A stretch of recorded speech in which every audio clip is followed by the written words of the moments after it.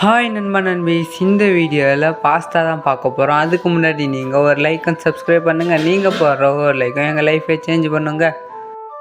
கோதுமை மாவில் பாஸ்தா சும்மா ட்ரை தான் பண்ணி பார்க்க போகிறோம். கோதுமை மாவு நல்லா சப்பாத்தி பதத்துக்கு பிசைஞ்சு அதை நல்லா தேய்ச்சி சின்ன சின்னதாக கட் பண்ணி அதை அப்படியே பாஸ்தா மாதிரி ரோல் பண்ணி அதை அப்படியே ஒரு கிண்ணத்தில் எடுத்து அதை அப்படியே சுடு தண்ணியில் போட்டு ஒரு 10 நிமிஷம் வேக வச்சு கொஞ்சம் உப்பு போட்டு வேக வச்சு கேஸ் ஆன் பண்ணி கடாய் வச்சு எண்ணெய், சோம்பு, பச்சை மிளகா, வெங்காயம், தக்காளி எல்லாம் போட்டு நல்லா வதக்கி கொஞ்சம் உப்பு போட்டு மஞ்சள் தூள் போட்டு நல்லா வதக்கி ஒரு முட்டை உடச்சி விட்டு அதை நல்லா வதக்கி வதங்கினோடனே நம்ம எடுத்து பாஸ்தா போட்டு மசாலா, கறி மசாலா, மிளகாய் தூள் நல்லா போட்டு கிளறி அதை அப்படியே எடுத்துட்டா பாஸ்தா ரெடி.